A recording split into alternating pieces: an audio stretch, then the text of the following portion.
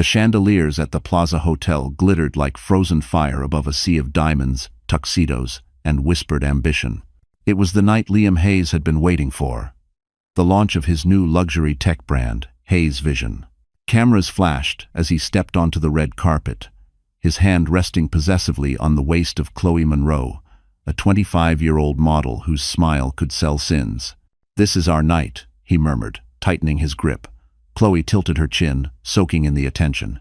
Every flash of light seemed to erase the last trace of the woman who had once stood by his side, Olivia Carter, his ex-wife. Inside the grand ballroom, champagne flowed like liquid gold.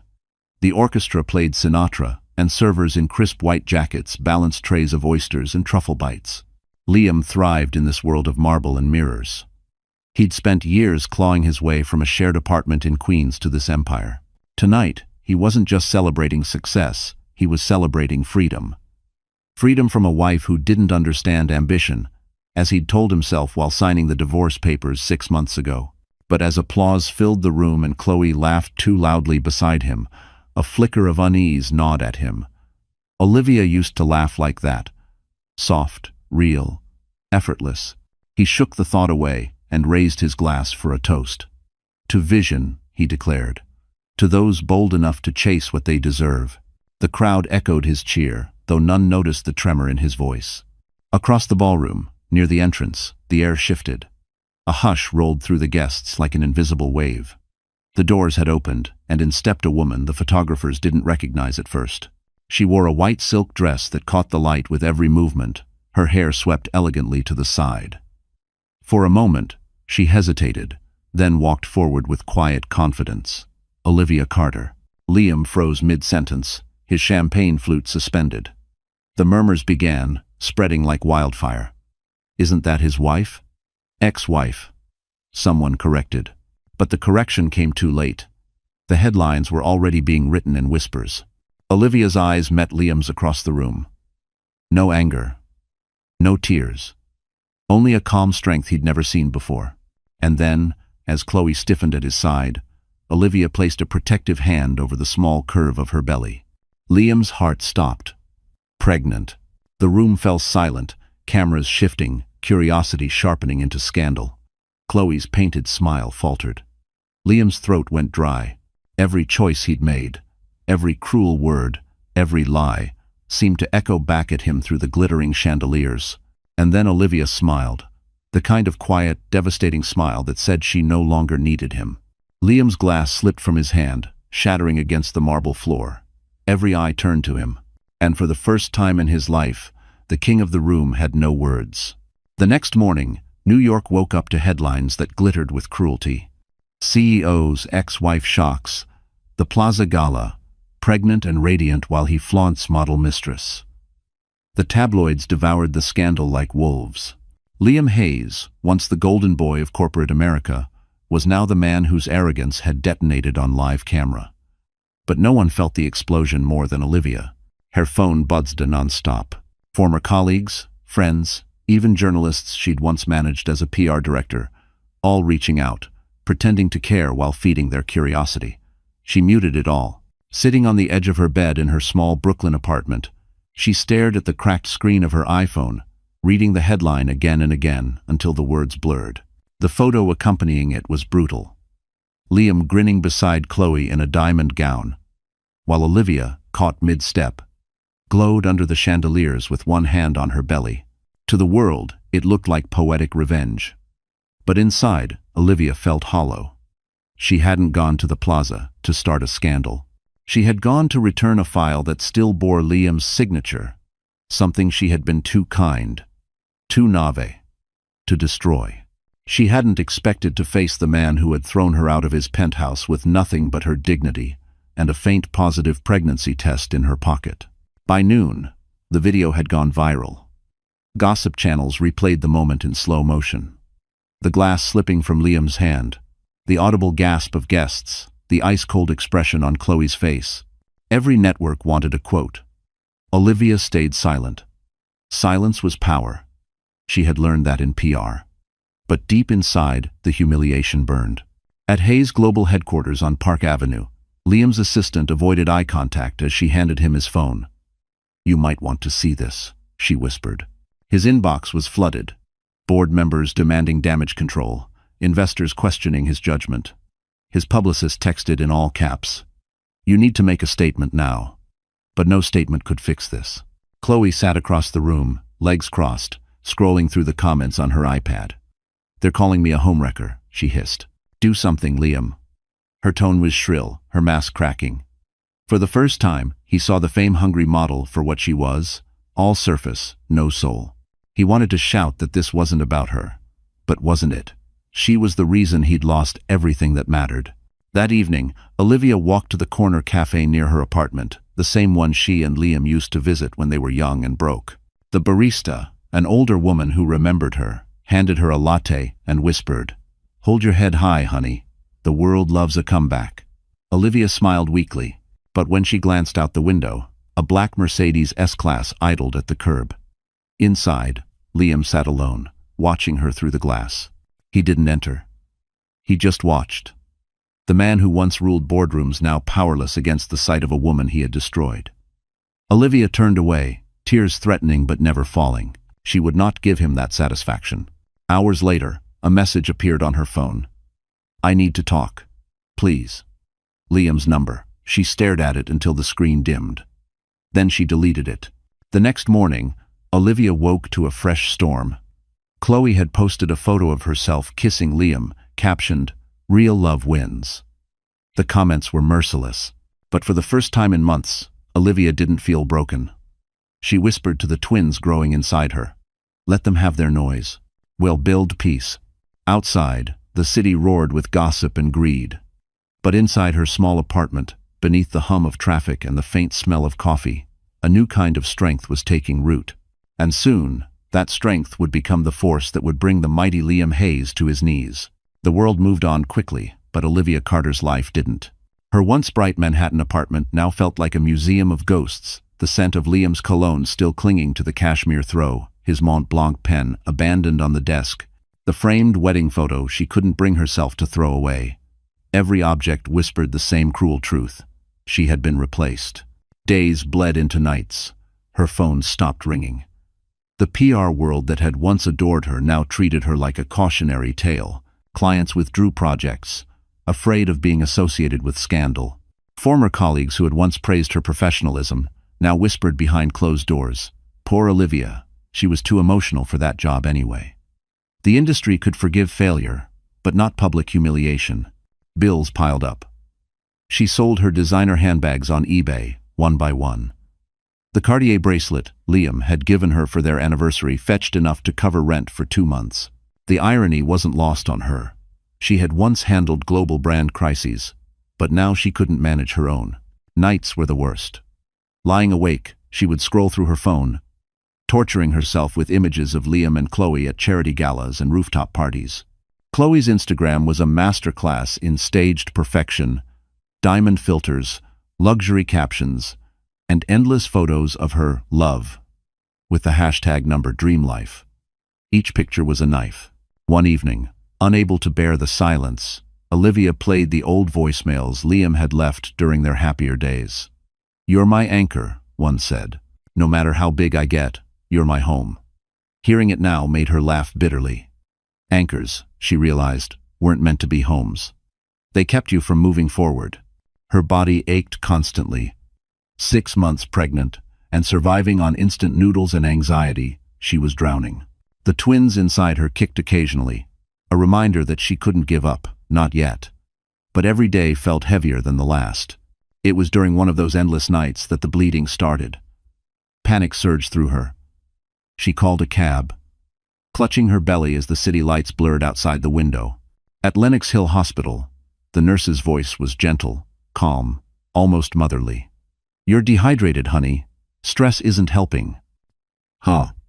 When the doctor told her both babies were safe, Olivia broke down for the first time in months, not out of sadness, but relief. That night, lying under sterile white sheets, she whispered to the small lives inside her, "We're going to be okay. I promise." Across town, in a penthouse filled with champagne and self-importance, Liam scrolled through the financial reports of Hayes Global. The numbers looked fine, but something inside him felt off. Chloe laughed on the balcony, posting another photo for her followers, tagging him with number power couple. He didn't even glance up. For the first time, her beauty bored him. He thought of Olivia, not the scandal, not the headlines, but the woman who used to fall asleep on his shoulder while editing his speeches, the one who brewed coffee at 2 a.m. because he had a deadline. He wondered what she was doing now. The thought lingered like a bruise. Meanwhile, Olivia was discharged from the hospital the next morning. She stood outside in the cold November air, her hospital bracelet still on her wrist, and realized she had nothing left to lose. She walked slowly, each step steady, purposeful. Somewhere between heartbreak and exhaustion, her pain had turned into something sharper, resolve. She would rebuild. Not for Liam. Not even for revenge. For the two tiny heartbeats inside her that deserved better. And as the city swallowed her small, determined figure, a storm was quietly gathering, one that would soon turn the man who broke her into the man who would beg for her forgiveness. Snow dusted the streets of Brooklyn the morning Olivia Carter realized she couldn't keep living in survival mode. The mirror above her bathroom sink reflected someone she barely recognized. Hollow eyes, tangled hair, and a glowless skin that once turned heads at board meetings. Her hands trembled as she rested them over her belly.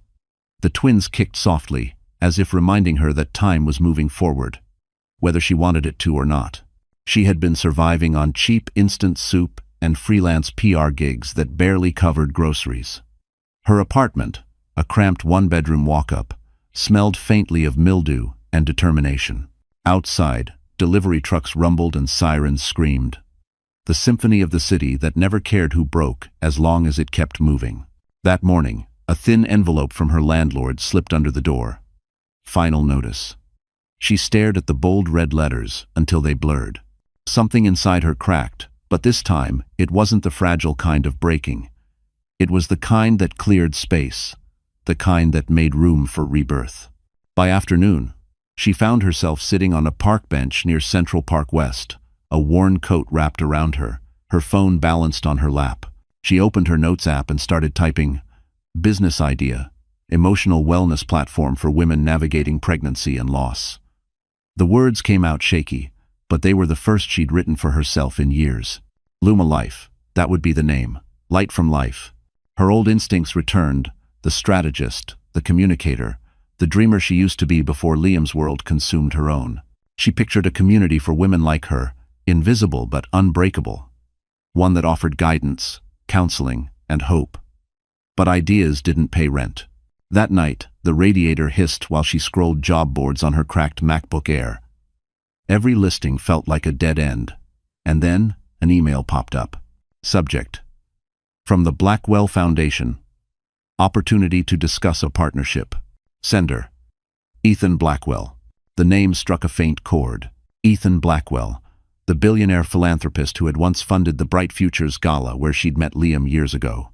She had handled the PR back then, and Ethan had been kind, almost shy, unlike the egos that filled that ballroom. She remembered his quiet compliment. "You're the calm in a room full of storms." She opened the email. It was brief but personal. "Olivia, I came across your public post about wellness advocacy. I remember your professionalism from years ago. I'd like to discuss a consulting opportunity.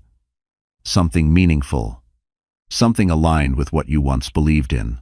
Her heart pounded. For a moment, she thought it might be a scam. But the email signature was real. Blackwell Holdings, 5th Avenue.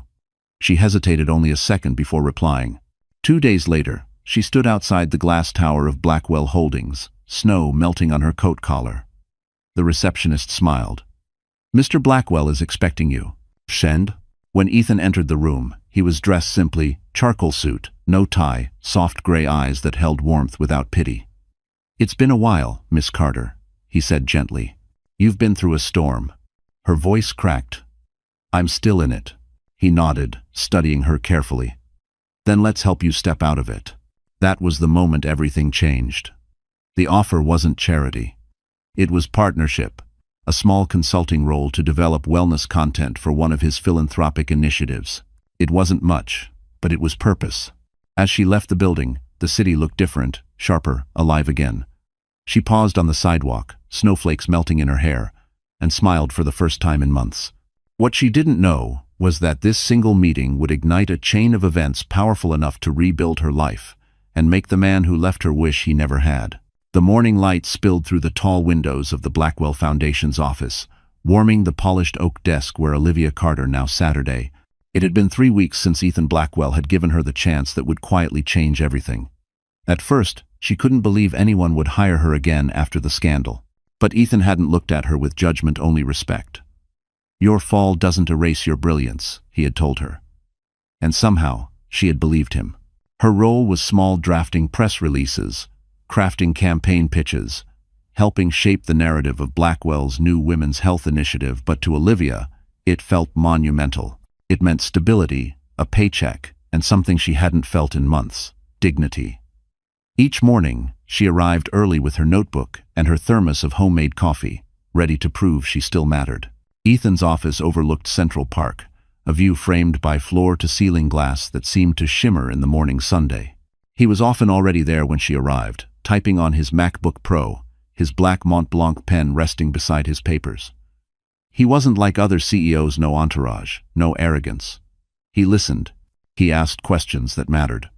And though he was one of the most powerful men in Manhattan, he treated her as an equal. One afternoon, as snow began to fall outside, he stopped by her desk. "Do you still paint?" he asked. She blinked, surprised. "How did you know?" "You mentioned it once at the gala years ago," he said, smiling slightly. "You said painting helped you find balance." She laughed softly. "That was another lifetime."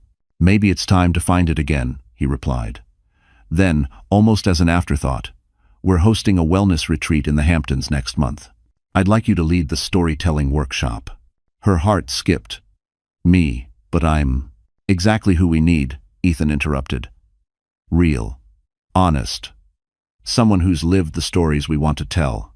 That night, back in her apartment, Olivia sat by the window, sketching for the first time in years. Outside, the city buzzed, but for once, she felt peace. She thought of the twins growing inside her, tiny reminders of strength, and whispered, "We're getting there."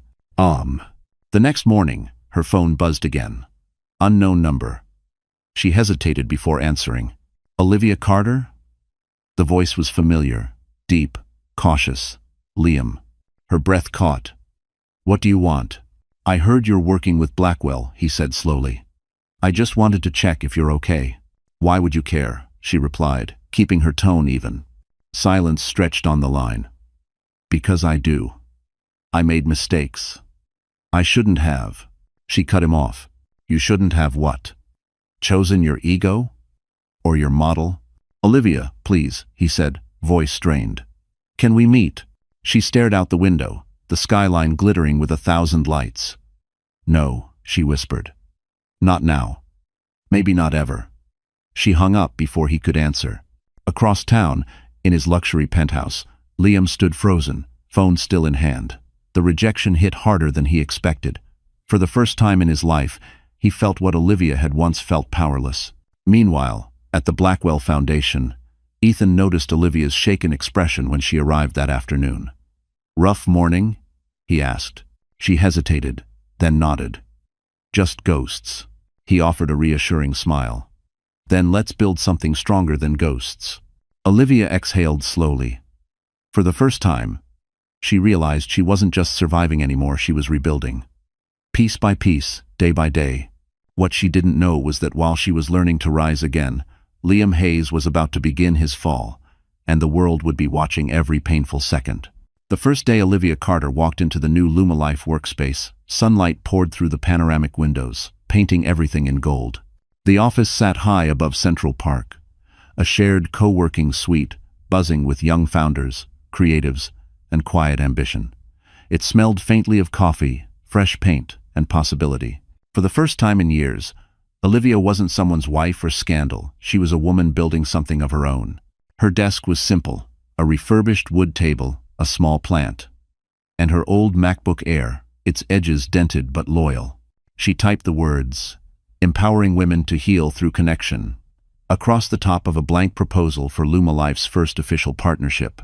It wasn't much yet, just an idea, a mission, but every keystroke brought it closer to reality.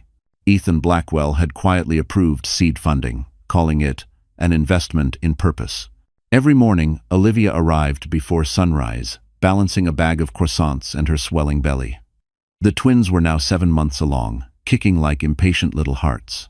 Her routine became a rhythm of rebirth: coffee, brainstorming, calls, and quiet smiles as she watched her dream take shape. Across the city, Ethan kept an eye on her progress. He admired her discipline: no drama, no self-pity, just relentless focus. "You remind me of someone," he said one evening as they reviewed campaign drafts. "Who?" she asked. "My mother," he said softly. "She built her own company after my father left. People told her she couldn't. She proved them wrong." Olivia smiled faintly. "Then, maybe I'm in good company." As Lumalife's digital prototype took form, Olivia started connecting with other women, single mothers, survivors, dreamers. She interviewed them via Zoom from her small apartment, using her phone camera propped on a stack of Amazon boxes. Each story added a thread to the fabric she was weaving. It was no longer just about survival, it was about legacy. But success didn't come quietly. A week later, a journalist from the Daily Ledger reached out, requesting an interview. "We'd like to feature your new venture," the woman said. "You're quite the story, a fallen PR director rising again under Ethan Blackwell's mentorship." Olivia hesitated. "Only if you focus on the work, not my past." "Of course," the journalist promised. The article went live that Friday. From scandal to startup, Olivia Carter redefined strength. The photo shoot captured her perfectly standing by the window in a cream blazer, her hand resting protectively over her belly. The comments section flooded with support. "Inspiring. She's glowing. Proof that grace beats gossip." But not everyone was happy. Across Manhattan, Liam Hayes saw the article flash across his iPad screen while sitting in his corner office at Hayes Global. His jaw tightened as he read her name beside Ethan Blackwell's. "She's milking this," he muttered, tossing the tablet aside. Chloe, lounging nearby in a silk robe, looked up lazily. "You mean the pregnant ex-wife story? It's kind of empowering. People love that." "People love her," Liam snapped. "She's not supposed to win." That night, Olivia sat on her couch, scrolling through hundreds of encouraging messages from women she'd never met. She felt something she hadn't felt in a long time: belonging. Her twins kicked again, as if celebrating their mother's small victory. Ethan called just before midnight. "You read the article?" "Yes," she said softly. "It's surreal." He paused, his tone warm. "You've earned it, Olivia. You've come farther than you think." Brr. As she hung up, snow began falling outside her window, each flake glowing under the city lights. She placed her hand over her heart and whispered, "We're going to be okay." But miles away, as Liam scrolled through her smiling photos again, something inside him twisted, a jealousy darker than he'd ever known, one that would soon consume everything he thought he controlled. By spring, Lumalife had become more than a project, it was a quiet revolution. Olivia Carter's name began circulating in business circles again, this time not as a scandal but as a success story. Podcasts invited her to speak about resilience. Magazines featured her soft-spoken grace beside words like strength, reinvention, and hope. Each appearance made her heart race, not from vanity but from disbelief. She had finally stepped out of the shadow of Liam Hayes. Yet in the world of power and ego, no resurrection goes unnoticed. Inside the sleek glass headquarters of Hayes Global, whispers had begun to spread. "Did you see Olivia Carter's startup valuation?" one executive murmured during a board meeting. "Rumor is Ethan Blackwell's backing her." Another added, "She's trending higher than our new wellness division." Liam sat at the head of the table, his expression unreadable. But beneath the crisp navy suit and the practiced calm, something corrosive churned. He'd dismissed her once as weak, emotional, forgettable. Now she was everything the media adored, a symbol of grace after betrayal. Her face was everywhere, her voice calm and clear, while his company's latest product launch had flopped. That night, back at his penthouse, Liam poured himself a glass of Macallan and stared out at the Manhattan skyline. Chloe Monroe lounged on the velvet couch, scrolling her phone. "You look tense," she purred. "Another bad day at the office?" He didn't answer. Instead, he pulled out his iPad and opened an article that made his stomach twist. Ethan Blackwell's secret weapon. Olivia Carter. The photo showed her standing beside Ethan at a charity gala, her hand on her stomach, glowing, elegant, untouchable. Ethan's gaze lingered on her with quiet admiration. "Is that your ex?" Chloe asked, leaning closer. "She looks different." "Don't," Liam snapped. "Relax," Chloe said, smirking. "It's just weird seeing you jealous. You traded her for me, remember?" He glared at her, but her words hit their mark. Jealousy, raw, unfamiliar, and humiliating, burned through him. He tossed the tablet aside and poured another drink. "She's not as happy as she looks," he muttered. But deep down, he wasn't sure if he believed it. Meanwhile, Olivia was thriving. With Ethan's mentorship, Lumalife launched its first digital wellness campaign, Light After the Storm. The campaign went viral, featuring stories of women overcoming heartbreak and rediscovering purpose. It wasn't just a business. It was healing, disguised as innovation. One afternoon, as she presented new concepts in the Blackwell boardroom, Ethan studied her quietly. "You know," he said afterward, "you've built something extraordinary. You should be proud." Olivia smiled, though her eyes shimmered. "I'm just trying to give back what I wish I'd had." He nodded. "Then you're doing exactly what you were meant to." That evening, as she left the office, she spotted a familiar car parked across the street, a black Mercedes S-Class. For a moment, her heart stopped. Through the tinted glass, she caught a glimpse of Liam's profile. He wasn't moving, just sitting, watching. Her pulse quickened, but she didn't let fear take root. She simply turned, hailed a cab, and left without looking back. The next day, gossip columns buzzed again. A leaked photo from the charity gala showed Olivia laughing beside Ethan, the headline bold, "Is Manhattan's most eligible billionaire in love?" Liam's fury was volcanic.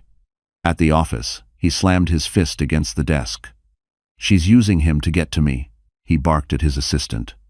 "It's all PR." But when he opened his inbox, a new message made his throat tighten. It was from one of Lumalife's partners, an invitation to collaborate. The signature line read, "Founder and CEO, Olivia Carter." For the first time, the man who once defined her future realized she now defined his.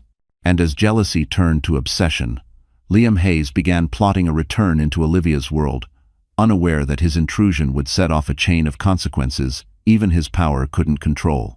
The illusion of perfection always cracks from the inside. For Chloe Monroe, the first fracture appeared on a rainy Thursday afternoon when her photo shoot for Vogue Living got cancelled at the last minute. The editor claimed creative direction issues, but Chloe knew the truth: her engagement numbers were dropping, and the internet had found a new darling to adore, Olivia Carter. Everywhere she looked, Olivia's face seemed to follow her. Billboards, interviews, podcasts, always calm, poised, radiant. The same woman Chloe had once mocked as the soft one was now being called an icon of reinvention. The comparison gnawed at her. That evening, she stormed into the penthouse, heels clicking like gunshots on the marble floor. "Liam," she snapped, tossing her designer bag onto the couch. "Do you know what people are saying about us online?" He didn't look up from his laptop. "Chloe, not now." "Not now?" she scoffed. "You mean while your ex-wife is trending, and I'm being called a homewrecker on Twitter?" Finally, Liam looked up, eyes cold. "You're overreacting." Olivia's old news. "She just has a billionaire backing her." That billionaire looks at her like she hung the stars." Chloe spat. "And you're sitting here pretending it doesn't bother you." He said nothing, which told her everything. For the first time, Chloe saw fear in him, not of losing her, but of losing control. Liam's empire was wobbling. Hayes Global's board had begun whispering about leadership changes. Their latest product had tanked. Investors were nervous. He needed good press. And she was supposed to be his asset, the beautiful distraction. Instead, she had become a liability. That night, while Liam worked in his office, Chloe scrolled through his email on his iPad. She told herself it was curiosity, but it was desperation. Buried between investor memos and PR reports was a thread titled, "Partnership Proposal, Lumalife." Her pulse raced as she read Olivia's name. The proposal wasn't just business, it was competition. Olivia's company was gaining traction, backed by Blackwell Capital. Chloe's stomach turned. She slammed the tablet down. "She's everywhere," she shouted. Liam rubbed his temples. "You're losing it, Chloe." "Losing it?" she snapped. "You're the one obsessed. You watch every interview, every photo, don't deny it." He glared. "Be careful." Her laughter came out sharp and brittle. "Careful? Please. You used me to feel powerful, and now that your ex is shining again, you can't stand it." He stood, voice low and dangerous. "That's enough." But Chloe wasn't finished. "You think you can control me like her? You can't. Because unlike Olivia, I'm not afraid to burn everything down." The argument ended with a slammed door and the sound of breaking glass. By morning, Chloe was gone, and so was Liam's peace. 2 days later, TMZ splashed a headline across the internet. "Liam Hayes, model girlfriend, spotted leaving penthouse in tears." Paparazzi photos showed Chloe with red-rimmed eyes and a suitcase. Underneath, anonymous sources whispered that Liam had been emotionally distant and fixated on his ex-wife. For the first time, the public sympathy began to shift not toward the glamorous CEO or his young lover, but toward the woman who had once walked away with nothing, Olivia Carter. At the Blackwell Foundation, Olivia didn't gloat. She simply shook her head when an assistant mentioned the story. "Let them have their noise," she said quietly. "We have work to do." Ethan looked at her, impressed by her composure. "You're handling this better than most would." Olivia smiled faintly. "That's because I already lived through my worst day. This is just the echo." But outside that calm exterior, the world was watching, and in the ruins of his penthouse, Liam Hayes was realizing that his mistress's fall might just drag him down with her. And in the chaos she left behind, Chloe Monroe was about to make a decision that would ignite the scandal all over again. Only this time, Olivia wouldn't be the one humiliated. The night of the Blackwell Foundation's annual gala shimmered with gold and tension. The ballroom of the Ritz-Carlton Manhattan glowed beneath crystal chandeliers, every inch a portrait of wealth and influence. It was the kind of evening Olivia Carter once dreaded, where every smile hid a headline and every glance carried judgment. But tonight, she walked through the marble foyer with her head high, a vision of calm confidence in a midnight blue gown that hugged her gently rounded figure. 2 small children, her twins, now almost one, were at home with a trusted nanny, their laughter still echoing in her heart. It was her first night out in months, and Ethan Blackwell had insisted she attend. "You've earned this," he'd said, offering his arm as they entered together. Cameras flashed, the light catching his tailored tuxedo and her soft, radiant smile. They looked like a story the city was waiting to tell. Inside, the air buzzed with champagne and whispered intrigue. Investors, artists, and politicians mingled beneath a string quartet's soothing notes. Olivia felt Ethan's quiet steadiness beside her, an anchor amid the swirl of glittering chaos. "Relax," he said with a teasing grin. "You belong here."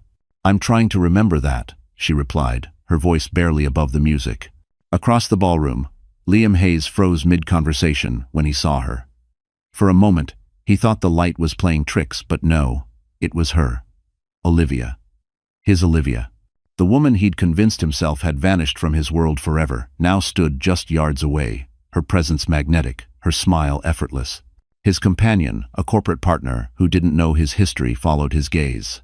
"Beautiful, isn't she?" he said casually. "That's Olivia Carter, founder of Luma Life. She's here with Ethan Blackwell. They say he's completely smitten." Liam's jaw tightened. He tried to laugh, but it came out hollow. "I've heard of her."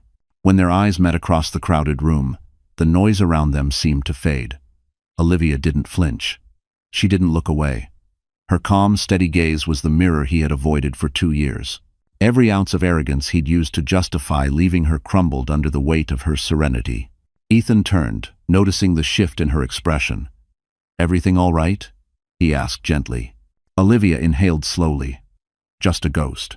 Liam excused himself from his conversation, unable to resist the pull. The crowd parted almost poetically as he approached her. "Olivia," he said, his voice lower than she remembered. She smiled politely. "Liam, you look," he began. "Alive?" she finished softly. "I am." Ethan stepped forward, offering his hand with quiet confidence. "Ethan Blackwell."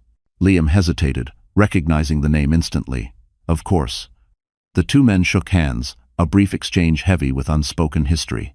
"It's good to see you doing well," Liam said, trying to sound composed. Olivia nodded. You too. Then, turning to Ethan, she added, "We should greet the board members." 1. As they walked away, Liam stood rooted, watching her glide across the marble floor, graceful, untouchable. The room felt suddenly smaller. He caught fragments of gossip behind him. "She's incredible. Blackwell's lucky. What a comeback." When he looked down, he realized his hand was shaking. He tightened his grip around his champagne glass, but the chill in his chest wouldn't fade. Chloe's voice echoed in his memory, mocking and sharp. "You traded her for me, remember?" Across the ballroom, Olivia laughed softly at something Ethan whispered. Her eyes sparkled not with defiance, but peace. And that, more than anything, shattered Liam's pride. Later that night, he slipped out onto the terrace, needing air. Through the glass doors, he could still see her, radiant under the chandeliers, surrounded by people who truly saw her. For the first time in his life, Liam Hayes understood what it felt like to lose everything and realized the thing he'd thrown away was the only part of himself that had ever been real. And as the cold wind swept across the terrace, he vowed silently he would win her back, no matter what it cost. But what he didn't know was that the price would be far higher than he could ever afford.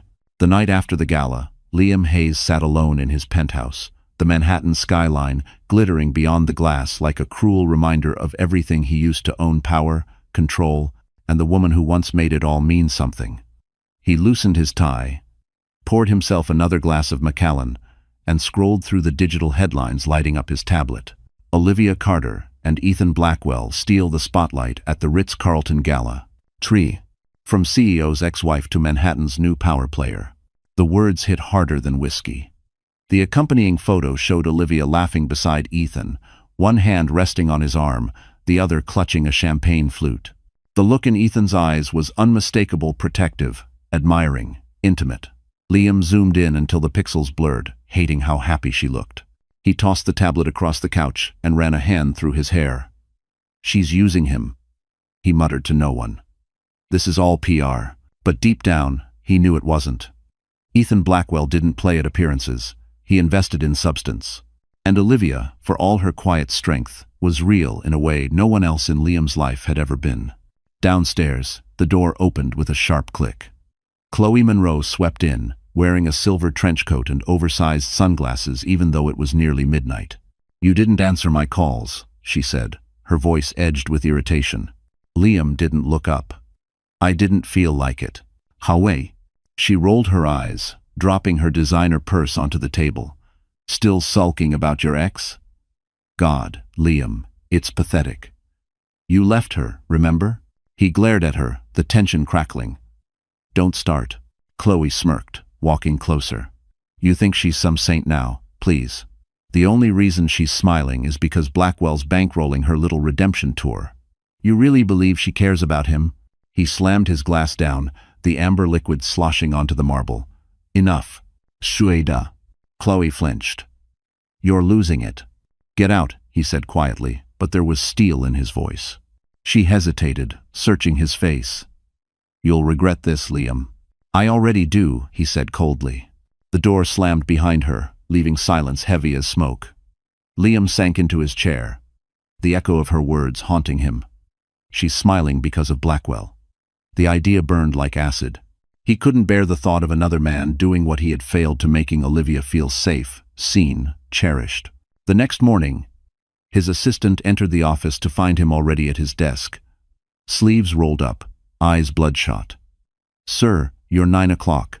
Cancel everything," Liam snapped. "I need information on Lumalife.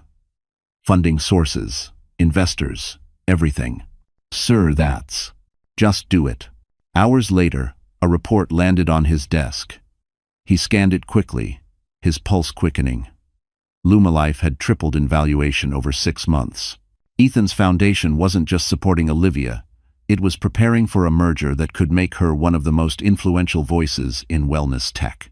He leaned back in his chair, stunned. The woman he once dismissed as too soft had built an empire. And somehow, she had done it without him. That night, he found himself scrolling through her interviews again. Her voice was calm, her tone warm but firm. "Forgiveness," she said to one reporter, "isn't weakness. It's how you reclaim your power." He replayed the clip over and over, jaw tight. Forgiveness. Was that what she'd done? Moved on and erased him? He stood, staring out over Park Avenue as rain streaked the glass. Down below, the city pulsed with life cars, lights, people moving forward. And for the first time, Liam realized he wasn't moving at all. He turned away from the window, grabbed his phone, and typed out a message before he could stop himself. "We need to talk." But when he hovered over the send button, his thumb froze. What could he even say? That he missed her? That he'd made the biggest mistake of his life? He deleted the message and tossed the phone aside. The whiskey burned down his throat like penance. As thunder rumbled over the city, Liam Hayes swore he would find a way back into Olivia's world. But what began as jealousy was about to turn into an obsession that would destroy everything still holding him together. By early summer, the cracks in Hayes Global were no longer whispers, they were headlines. What had once been a towering symbol of innovation and luxury was now a bleeding empire, hemorrhaging trust, credibility, and billions in shareholder value. The man who once ruled the skyline now found himself trapped beneath it. The first blow came quietly. A leaked email thread between senior executives revealed internal conflict, reckless spending, and Liam Hayes's impulsive decision-making. The next came louder. A whistleblower report accusing the company of inflating profits to secure investor confidence. Within days, the SEC opened an investigation. Liam's phone rang non-stop: lawyers, journalists, board members, but he answered no one. Instead, he sat in his glass-walled office, overlooking Park Avenue, watching the storm gather. The same city that once applauded him now waited for his downfall like an audience craving blood. Chloe Monroe's betrayal was the final spark. After their explosive breakup, she sold her story to Vanity Fair. The headline read, "Behind the Mask of Power, Life with the Real Liam Hayes." The article painted him as controlling, paranoid, and emotionally abusive. She described their relationship as a masterclass in manipulation, claiming he'd destroyed not only her career but her confidence. The fallout was immediate. Luxury brands pulled their partnerships. Sponsors withdrew from Hayes Vision, the company's flagship product. Board members began meeting privately without him. And still, the press kept digging. One morning, a photo went viral, a paparazzi shot of Liam stumbling out of a restaurant, tie loosened, eyes bloodshot. The caption read, "Fallen CEO. From tech titan to tragic headline." Across town, Olivia Carter read the article in silence. Ethan Blackwell sat across from her at their office, sipping his espresso. "You've seen it?" he asked. She nodded, yes. Ethan's gaze was steady. "Do you feel sorry for him?" Olivia hesitated. "No," she said finally. "Just sad. He had everything, and he threw it all away. People who build on arrogance always collapse," Ethan said softly. "Gravity never forgets." Olivia smiled faintly at that. "I'm trying not to enjoy watching it happen." Ethan leaned forward. "You're not enjoying it, you're witnessing it. There's a difference." At Lumalife, the contrast couldn't have been sharper. Their latest app feature focused on mindfulness for single mothers had just hit 1 million downloads. Sponsors were calling daily. Olivia was becoming the face of modern resilience, and Forbes had already confirmed her spot on its Women of Impact list. Meanwhile, Liam's office grew emptier by the day. His assistant quit. His CFO resigned. His board called an emergency meeting that he wasn't invited to. The empire he'd built, the one that had cost him his marriage, was slipping through his fingers like sand. He tried calling Chloe, no answer. He even drafted a message to Olivia, but deleted it before finishing the first sentence. The shame was too heavy. Late one night, he sat alone in his penthouse, lights dim, surrounded by silence. The glass walls reflected a man he no longer recognized, unshaven, exhausted, haunted. The city that once roared his name now hummed indifferently below. He reached for the remote and turned on the TV. A business news anchor was discussing Hayes Global's potential bankruptcy. "The CEO has not made a public statement," the anchor said, "but insiders claim the company is in free fall." Then, the screen shifted to a smiling image of Olivia and Ethan at a recent conference. On a brighter note, the anchor continued, "Olivia Carter's Lumalife continues to rise, symbolizing strength and reinvention in the wellness tech space. 1. Liam's grip on the remote tightened until his knuckles whitened. The irony was merciless. Her rise was the mirror image of his fall. As the screen faded to black, he muttered to himself, "You win, Olivia." But even as the words left his lips, he knew he didn't mean them. He couldn't accept defeat, not yet. Because somewhere inside the ruins of his empire, a dangerous idea was beginning to form a plan to reclaim everything he'd lost, no matter who had to break for him to rise again. While Hayes Global crumbled under scandal, Lumalife bloomed like sunlight through the cracks. Within a year, Olivia Carter had transformed her pain into a purpose that captured hearts far beyond Manhattan. The brand's mantra, heal, rise, reclaim, appeared on subway posters, billboards along Fifth Avenue, and Instagram feeds from Los Angeles to London. What began as a quiet startup run from a shared workspace now occupied a sleek glass office in Soho, its minimalist design echoing calm confidence. The morning the Forbes Women of Impact issue hit stands, Olivia sat in her new office, the glossy magazine open on her desk. Her portrait filled the page, serene, powerful, unmistakably reborn. The headline read, "From Betrayal to Billion, Dollar Vision. How Olivia Carter Built Light Out of Darkness." 1. Ethan Blackwell stood by the window, the Manhattan skyline glowing behind him. "You've made it," he said simply. Olivia smiled. "We've made it." He shook his head. "No, Olivia. You did this." "I only believed what was already there." Their eyes met steady, unspoken, electric. For months, they had worked side by side, early mornings, late nights, endless cups of coffee.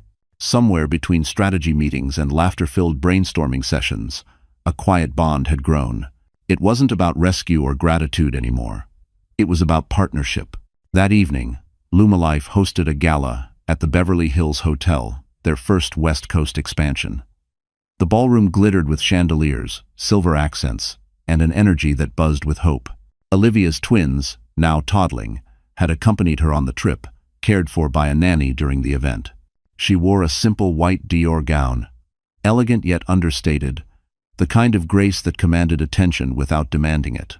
The audience was filled with celebrities, entrepreneurs, and investors, the kind of crowd that had once applauded Liam Hayes. But tonight, they applauded her. As Olivia stepped on stage, the applause swelled. Ethan watched from the front row, pride gleaming in his eyes. "2 years ago," she began, her voice steady, "I thought my story was over. I thought failure and heartbreak defined me. But sometimes, life breaks us open so light can get in." She paused, scanning the crowd. Lumalife isn't just a company.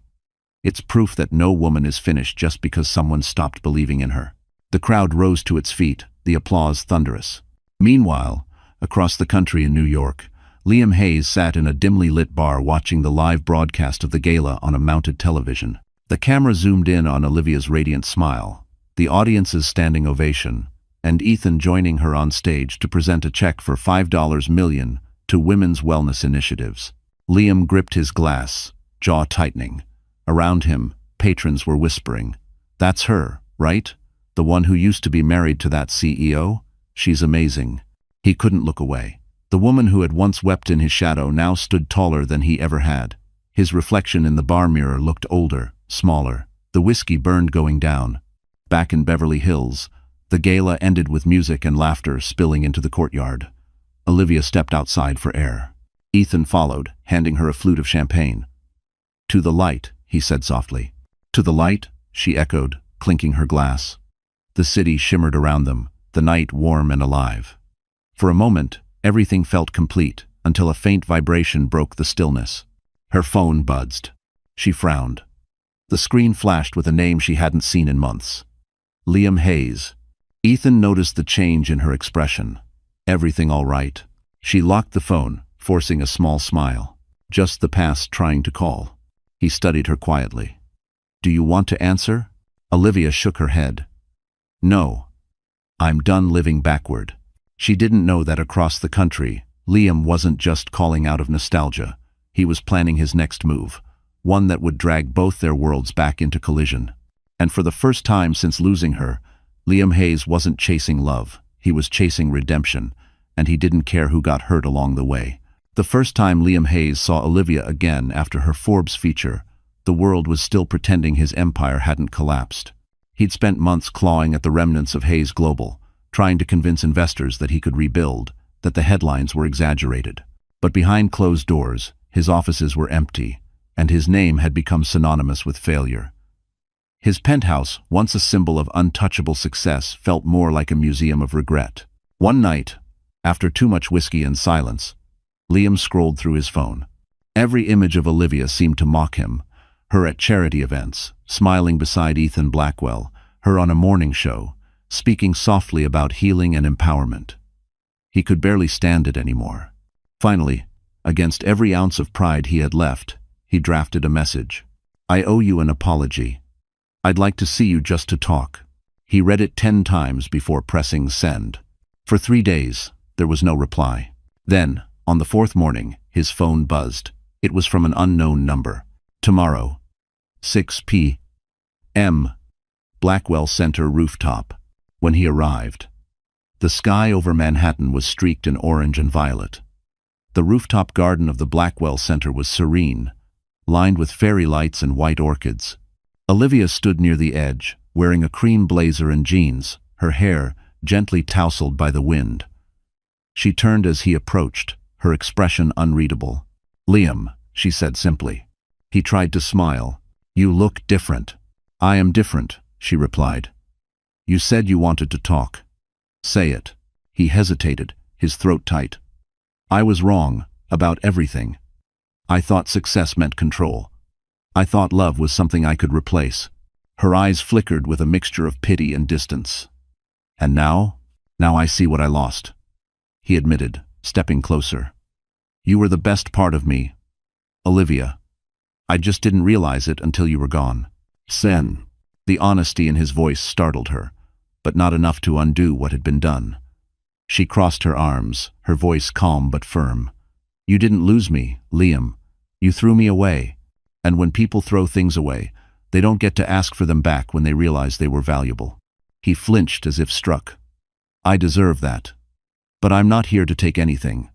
I just wanted you to know I'm sorry." She studied him for a long moment. There was a time she would have given anything to hear those words. But now, they felt like closing credits to a film she no longer needed to rewatch. "I accept your apology," she said finally. "But forgiveness doesn't mean access." He swallowed hard. "So, this is it?" "This is closure," she replied gently. "You and I were both free now." As she turned to leave, he reached out, desperation cracking through his composure. "Olivia, please. I've changed. I could help you invest in Dine." She stopped mid-step, her voice suddenly sharp. "Don't insult me with money, Liam. That's all you ever knew how to offer." Her words hung in the air, cold and final. Then she was gone, the elevator doors closing with a soft chime. Liam stayed there long after she left, the city lights flickering beneath him like judgment. For the first time, he realized that no amount of wealth or redemption could rebuild what he had destroyed. Downstairs, Ethan was waiting by the lobby entrance. Olivia walked past him, her expression composed but distant. He didn't ask what happened. He didn't need to. He simply placed a reassuring hand on her back as they stepped into the night. Above them, on the rooftop, Liam stared out at the skyline, his empire in ashes, his future uncertain, his past finally speaking back. And though Olivia had walked away for good, Liam Hayes couldn't shake the haunting truth. For the first time in years, he finally felt the full weight of everything he had lost, and it was unbearable.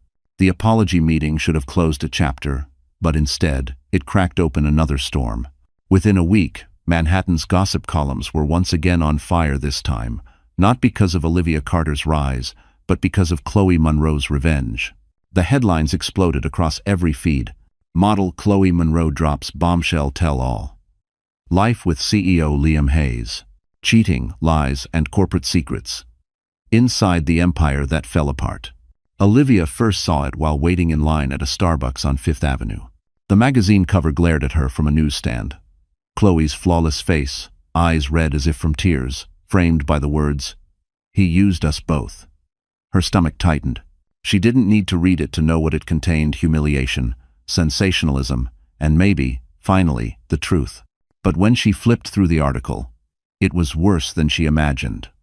Chloe didn't just expose Liam's personal betrayals.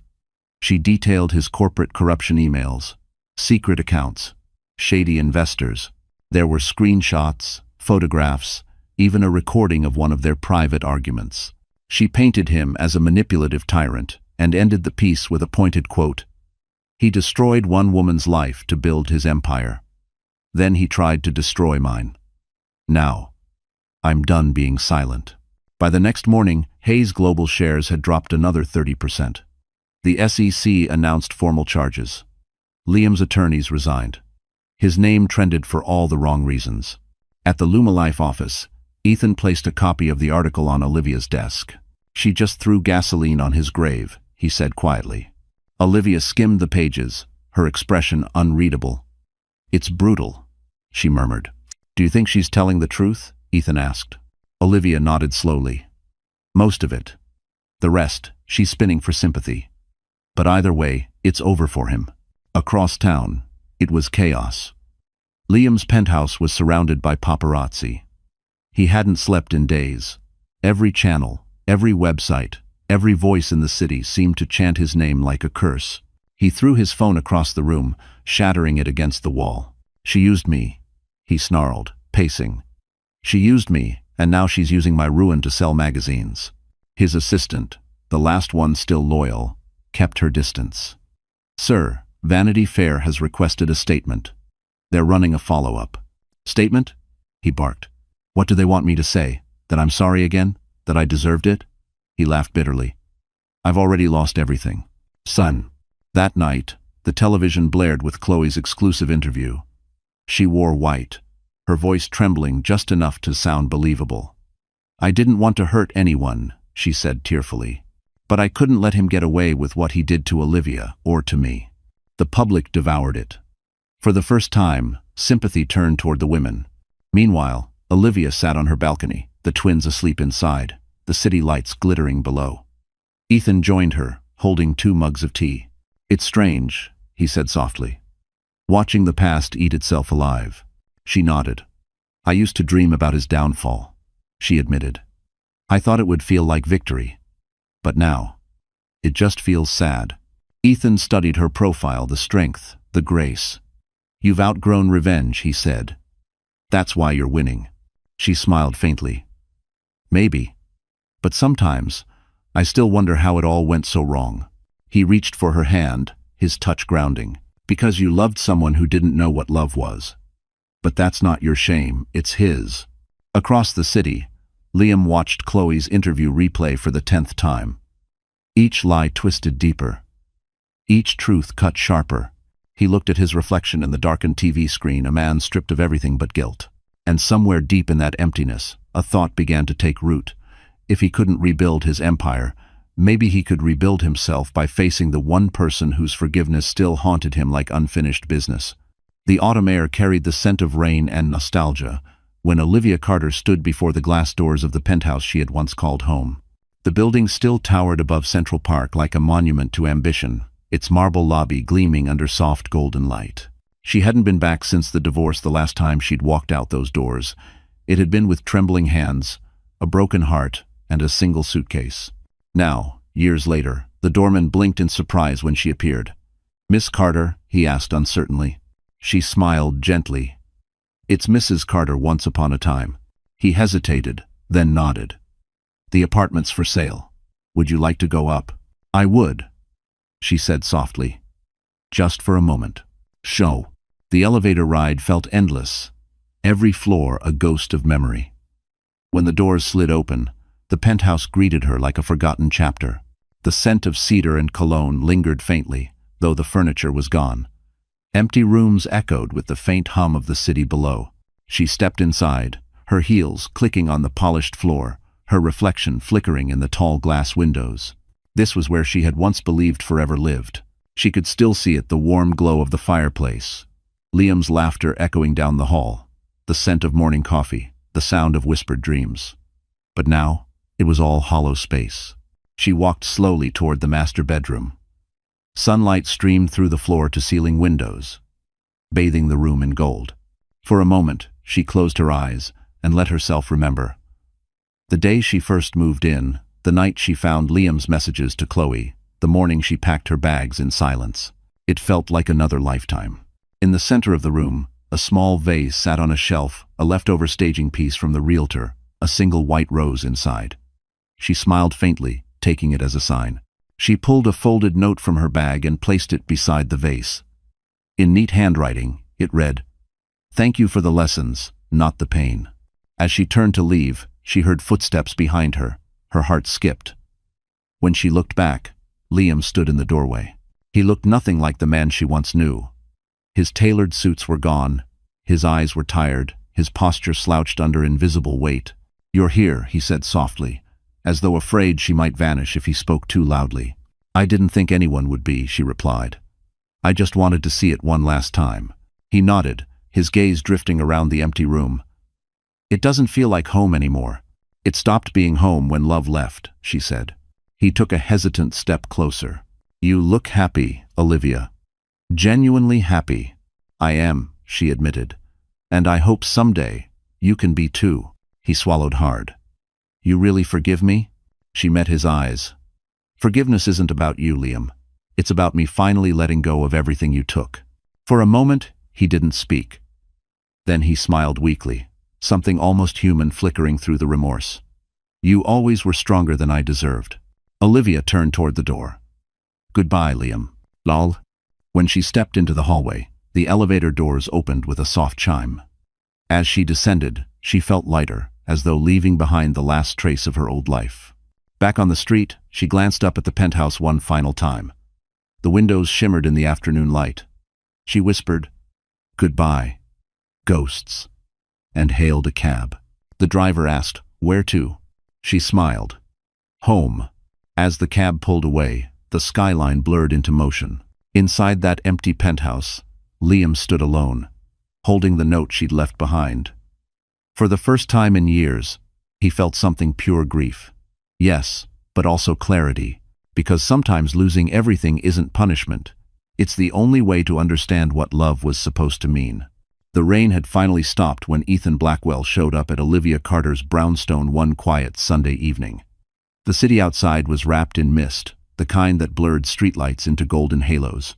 Inside, the scent of cinnamon tea filled the living room, and soft jazz played from her speaker. The twins were asleep upstairs, their tiny breaths the heartbeat of her new life. Olivia opened the door, surprised. "Ethan? It's late. Is everything all right?" He smiled faintly, holding up a paper bag. "I brought dinner. Thought you might need company." She hesitated only a second before stepping aside. "You're lucky I just made tea." "Probably." They sat by the window overlooking the wet street, eating takeout from his favorite Thai place. The conversation was light at first work, the twins, the upcoming Lumalife retreat in Napa. But there was something in Ethan's eyes, something quieter and heavier, that made Olivia's pulse quicken. Finally, she set her cup down. "You didn't come here to talk about work, did you?" Ethan leaned back, his gaze drifting toward the rain-slicked glass. "No, not really." He exhaled slowly. "There's something I've been meaning to tell you." Her brow furrowed. "What is it?" He hesitated, searching for the right words. "Do you remember the Bright Futures Gala? The one 7 years ago, where you handled the PR?" "Of course," she said. "That was the night Liam met half his investors." He nodded. "That's also the night I met you." Olivia blinked, unsure where he was going. "We barely spoke. You were surrounded by reporters. I noticed you," he said simply. "Not in the way men notice women. You were different. Everyone in that room was trying to impress someone. You were trying to make the night work. You had this calm energy that—" He stopped, smiling at himself. "It stayed with me." She felt her chest tighten, unsure what to say. "Ethan, I followed your work after that," he continued, his voice soft but steady. "Not obsessively, just quietly. Every press campaign, every success. And then, when the divorce hit the news, I wanted to reach out, but I didn't want to be another man offering pity." Her throat went dry. "So you hired me?" He shook his head. "No. I invited you to partner. There's a difference. You didn't need saving, Olivia. You needed someone to remind you you still had power. Silence hung between them, thick with things unsaid. Outside, thunder murmured somewhere over the Hudson. Olivia's fingers brushed the edge of her cup. Why tell me this now? Because, he said quietly, I'm running out of ways to pretend I don't care. Her breath caught. The confession hung in the air, fragile and impossible to ignore. Ethan, she said softly, you've been my anchor, my friend. But I'm still learning how to breathe again. I can't promise anything more than that. He nodded, his expression warm, patient. I'm not asking for promises. Just honesty. That's enough. The room fell still. She looked at him, the man who had seen her broken and never once tried to fix her. For years, she had believed love had to hurt to be real. But here he was, showing her it could be quiet, steady, and kind. She smiled, her voice barely above a whisper. Then honesty is what you'll have. He returned her smile, something tender in his eyes. That's all I need. Outside, the rain began again, soft and rhythmic. Olivia leaned her head against the window, listening. For the first time in a long while, the sound didn't feel like sorrow, it felt like renewal. Upstairs, one of the twins stirred, letting out a sleepy sigh. Ethan rose, his movements gentle. I should go, he said. Olivia walked him to the door. As he stepped into the night, he turned back once. You really don't know how extraordinary you are, do you? She laughed softly. Maybe someday I'll believe it. Woo. But as the door closed behind him, she felt something bloom quietly inside her. Not love yet, but the terrifying, beautiful possibility of it. Morning sunlight streamed through the tall windows of Olivia Carter's brownstone, painting soft gold across the wooden floor. The twins Noah and Grace were giggling on the rug, surrounded by building blocks and half-eaten strawberries. Their laughter was the kind of sound that made the world seem simple again, as if heartbreak had never existed. Olivia sat cross-legged beside them, her hair loose, coffee steaming in her hand. It was one of those rare quiet mornings when the air itself felt gentle. For once, she wasn't thinking about deadlines, press releases, or meetings with investors.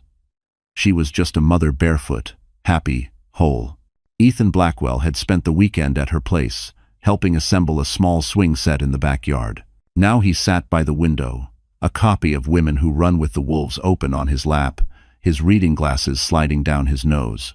You know, he said without looking up, I think Noah's about to beat his sister to walking. Olivia smiled. You've been saying that for a week. Call it a hunch, he replied, closing the book and joining the twins on the rug. Come on, buddy, show us what you've got. Noah stared at him, wobbling on his chubby legs, his little fists clenched for balance. Grace squealed, clapping her hands as if cheering him on. Ethan stretched his arms out. Come on, little man. Just one step. Noah hesitated, swayed, and then, to everyone's astonishment, took 2 tiny steps forward before collapsing into Ethan's arms. Olivia gasped, covering her mouth with her hand. He did it. Ethan laughed, lifting the boy high into the air. You're a natural. Jong too. Grace, not to be outdone, scrambled up and tried to copy her brother, managing half a step before tumbling onto her blanket. Olivia reached for her, laughing until tears filled her eyes. For a moment, the room was full of the kind of joy that doesn't ask for permission, it just blooms. Ethan watched her quietly, memorizing the sight. Olivia's laughter, sunlight tangled in her hair, the twins clinging to her dress. He had seen her at her lowest, shattered and unsure. But this was who she was meant to be. After lunch, they moved outside to the small backyard. The swing set stood proudly beneath a tree, ribbons of autumn light flickering through the leaves. Ethan brewed coffee while Olivia spread out a blanket. The twins crawled between them, playing with fallen leaves. Do you ever miss it? He asked suddenly. She looked up. Miss what? The old life. The power, the events, the spotlight. Olivia smiled faintly. I thought I would. But now I realize I only miss the illusion of control. I used to chase success because I thought it meant safety. Now, I just want peace. Ethan nodded. And you've built it beautifully. She met his eyes. You helped me find it. He chuckled softly. All I did was hold the flashlight. You did the walking. They fell into comfortable silence, watching as Noah and Grace babbled to each other in their secret baby language. Then, Olivia spoke again, her tone more thoughtful. "You know, sometimes I think about how everything fell apart, and I realize it had to. If Liam hadn't left, I might never have found myself." Ethan smiled. Life has a cruel way of giving us exactly what we need, even when it feels like punishment. Olivia turned her face toward the sunlight. "Maybe that's the point of all of it, to be broken open just enough to let the light in." The words hung in the air, gentle and profound. The twins laughed again, chasing each other clumsily across the grass. Ethan leaned back on his elbows, watching them. "You're good with them," Olivia said, her voice soft. He grinned. "Maybe I'm just good with you." Her cheeks flushed. "Careful, Ethan. That almost sounded like flirting." "Almost?" he teased. They shared a quiet laugh, the kind that carried promise without pressure. As the sun dipped behind the rooftops, Olivia gathered her children into her arms, her heart impossibly full. The pain, the loss, the betrayal, all of it had brought her here, to this peace, this warmth, this life she had rebuilt from ashes. And while she didn't say it out loud, she knew it in her bones. The next time she fell in love, it wouldn't be a rescue, it would be a choice. The morning the world officially declared Liam Hayes bankrupt, Manhattan was drenched in rain.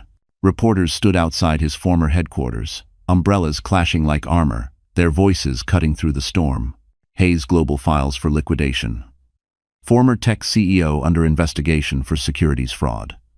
The empire that once symbolized power and perfection had fallen to ash.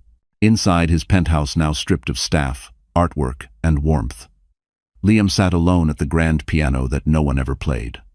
The silence was suffocating. A single eviction notice lay on the marble counter beside a stack of unopened mail. The whiskey bottle was nearly empty. His reflection in the window, a ghost of the man who had once controlled the skyline. He picked up the newspaper, the headline mocking him, "The Rise of Lumalife. Olivia Carter crowned the new face of modern wellness." The photo showed her standing beside Ethan Blackwell at an awards gala, radiant in emerald green, confidence glowing in every line of her body. She looked alive. He looked forgotten.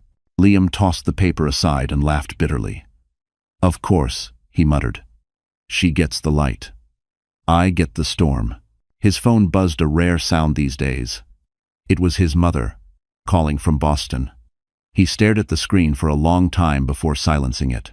He couldn't face anyone who remembered the version of him that once made her proud. Across town, Olivia Carter's morning was entirely different. She was preparing for her keynote speech at a Forbes Women in Business Summit, her assistants bustling around her with schedules and notes. Ethan appeared at the door, holding 2 Starbucks coffees. "You ready to make them cry again?" he teased. She smiled. "I'm ready to make them believe again."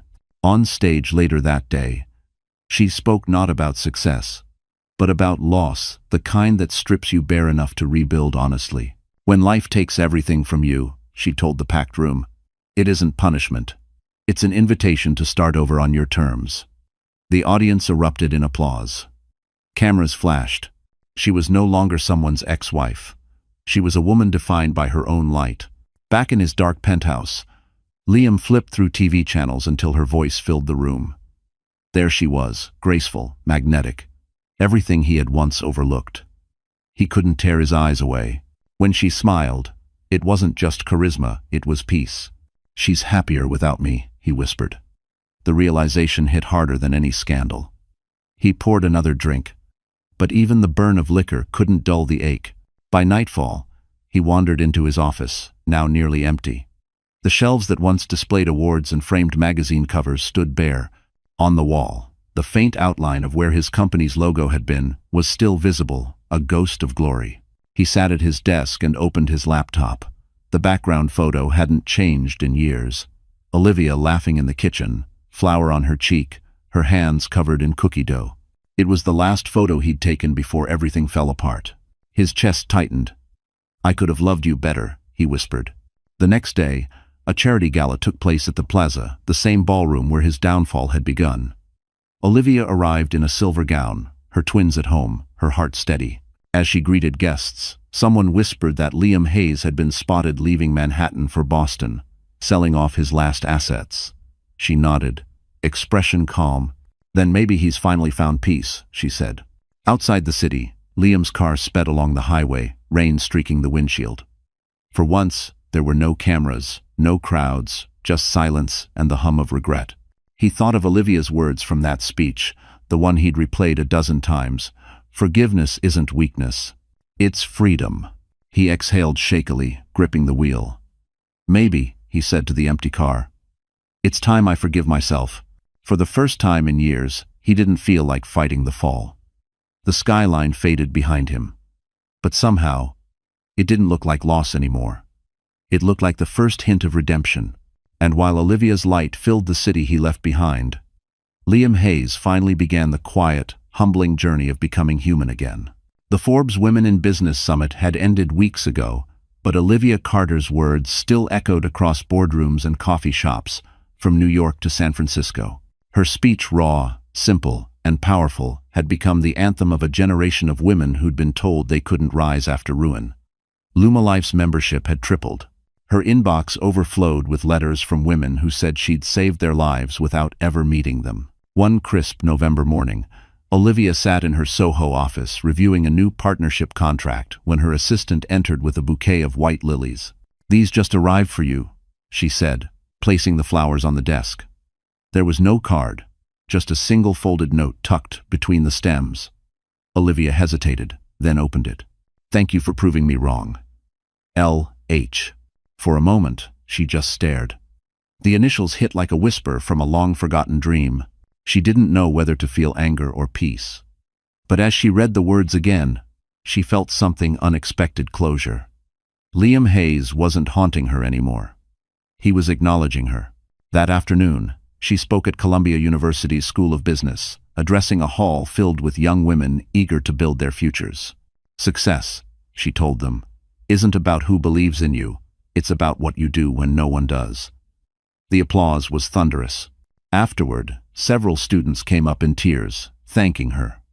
Olivia realized she was finally living her purpose, not just surviving her past. Later that evening, she and Ethan Blackwell took a walk through Central Park.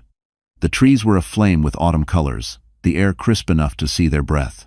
The twins were with their nanny, leaving her a rare hour of quiet. "Busy day?" Ethan asked, handing her a cup of hot chocolate. "Always," she laughed. "But a good kind of busy." He nodded. "I saw the lilies on your desk."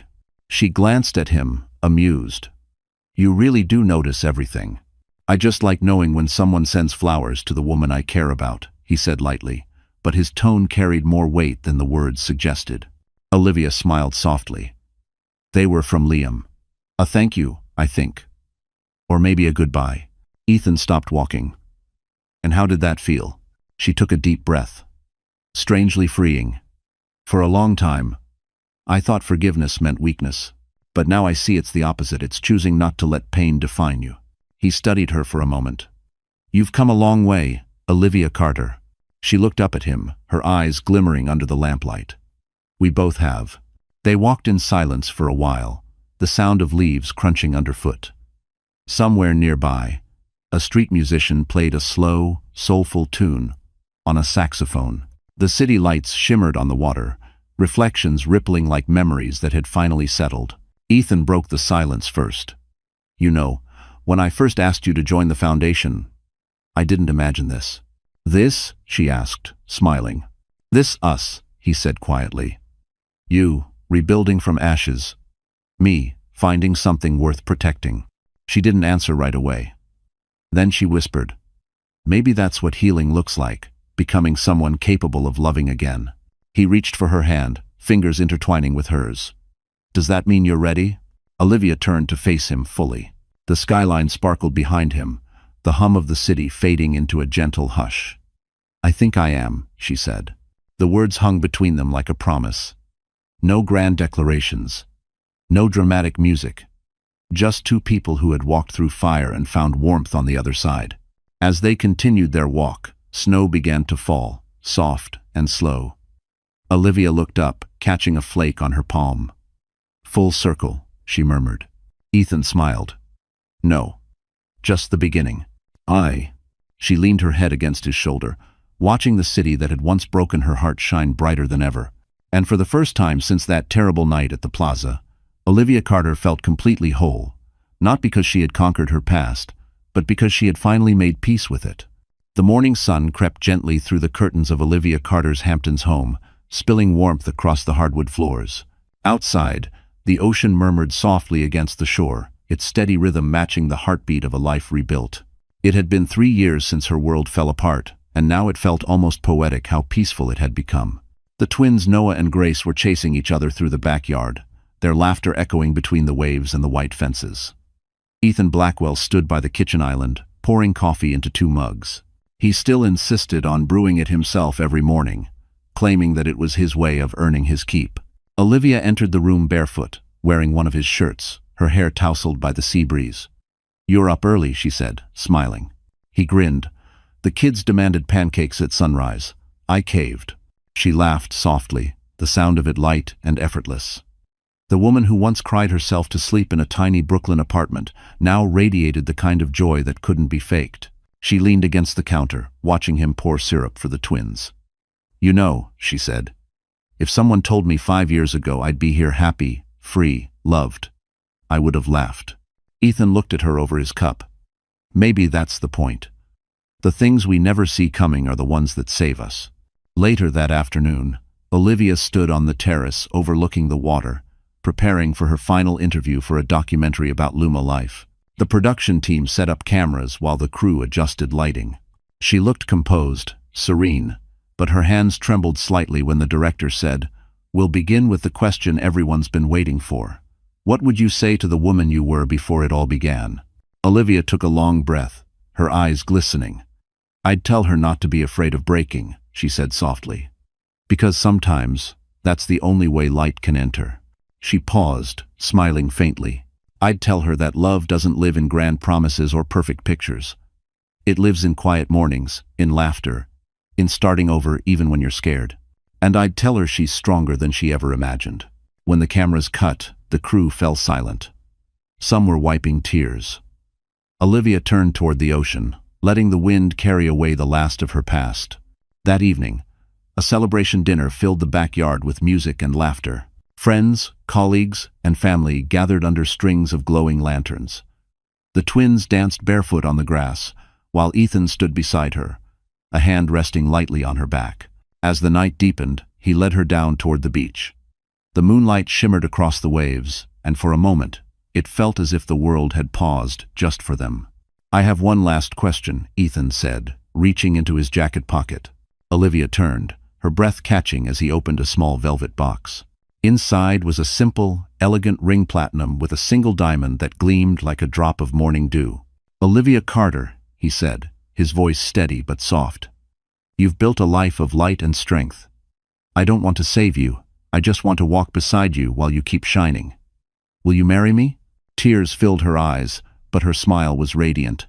"Yes," she whispered. 1,000 times yes." Ethan slid the ring onto her finger as the sound of the ocean swelled behind them. The twins, still awake, clapped and cheered from the deck, unaware that they were watching the final chapter of one story and the beginning of another. Olivia leaned into him, her voice barely audible against his chest. "We made it." He kissed her forehead. "You did," he said. "You turned pain into something beautiful."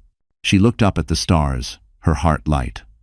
For the first time in her life, there was no anger, no ache, no fear, only gratitude. And as the waves kissed the shore beneath a silver moon, Olivia Carter realized she had finally come home, not to a place, but to herself. Trolvi, T contentri, uvu connach ldn. So, that's how the story ends. Hey, my amazing friends, you're still here, aren't you? If you've made it all the way to this moment, it means something in Lila's story has touched you in a way words can't quite describe. Maybe you've been where she was hurt, forgotten, trying to stand tall in a world that didn't believe in you. But here's the truth. Healing isn't about winning, it's about becoming. As Marcus Aurelius once said, "The obstacle is the way." Everything that tried to break, you can be the very thing that shapes your strength. Lila found peace not when she got revenge, but when she forgave, rebuilt, and chose love over bitterness. And maybe that's the lesson for all of us. Don't let pain harden you. Let it refine you. So if you're still standing after everything life's thrown your way, know this: you're already stronger than you think. You're already becoming the person you were meant to be. If this story reached you, give it a like, share it with someone who needs a little hope tonight, and don't forget to subscribe. Because here, we don't just tell stories, we heal through them, together. Unaware his wife was the multi-billionaire who bought the very company his parents worked for, he signed the divorce papers with a smug grin, believing he had finally escaped the ordinary woman who'd once lived in his shadow. He emptied their $100 million joint account to fund a lavish new life with his mistress, boasting that he'd traded up. But he had no idea the woman he abandoned owned everything he touched, from his parents' paychecks to the mansion he planned to keep. She watched silently as he celebrated his betrayal, her silence richer than revenge, her power hidden behind the calm in her eyes. When she finally moved, everything he called his vanished. But who exactly was the woman he underestimated? How did she build an empire so vast it swallowed his entire world? And why did her revenge leave not just him, but everyone he loved homeless? He didn't look back when he threw her out of the penthouse that evening. The slam of the door was final, deliberate, the punctuation mark on years of subtle disdain. He stood tall, proud in his designer suit, the kind she used to iron for him before board meetings, before love became an afterthought buried beneath ambition. She stood motionless in the hallway, the city lights from the glass elevator flickering across her tear-streaked face. But the tears weren't weakness. They were the final echo of a role she was done playing. When he drove away, she didn't chase. She didn't scream. She simply stood there, barefoot on marble, her breath calm, her mind precise. The silence that followed wasn't defeat. It was transformation, somewhere between heartbreak and revelation. Something ancient and powerful in her awakened. The quiet part of her that had built empires while pretending to be small. The invisible heiress finally stepped into her own reflection. Inside the penthouse, her absence was immediate, like the air had been sucked out. His mistress laughed too loud, poured champagne on the white rug, and whispered about renovations. He called her baby in the same tone he once reserved for his wife. But unlike the woman he'd discarded, this one didn't understand the architecture of wealth or the discipline of silence. She understood only the surface, the shimmer without the depth. And that, he thought, was enough. He didn't notice that the chauffeur who drove them that night was hers, that the penthouse lease he believed was his signature on bore her company's logo, that even the credit card he used to celebrate his freedom was linked to an account she allowed him to manage for appearance's sake. He believed in his own narrative, self-made, deserving, unstoppable. In the quiet of her new apartment, one she owned through a shell company she'd established years before, she sat on the edge of the bed and opened a small box. Inside were photographs from a past life, her grandfather smiling beside her as a teenager, his wrinkled hands resting over hers as he'd handed her the letter that changed everything. Power, he'd written, is most honestly revealed when hidden. Learn who loves you when you appear powerless. She had inherited a conglomerate the world envied, a labyrinth of holdings across tech, finance, and real estate. But her grandfather's will had demanded anonymity, no titles, no publicity, no inheritance disclosure for 5 years. Only after that could she publicly step into her role.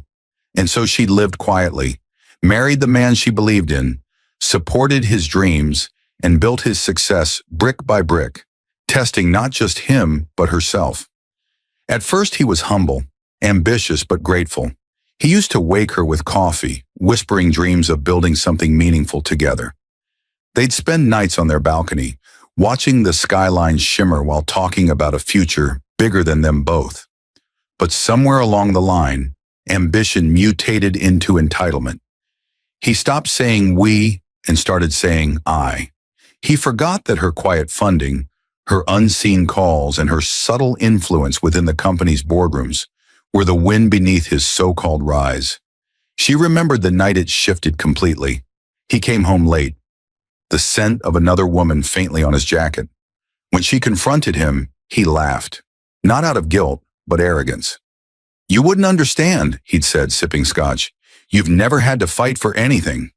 The words landed like glass splintering in her chest. He didn't know. He couldn't know. She was the fight. the architect of every door he walked through, believing he'd opened it himself.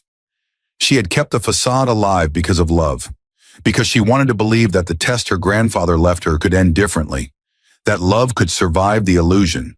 But that illusion cracked the moment she found the photographs.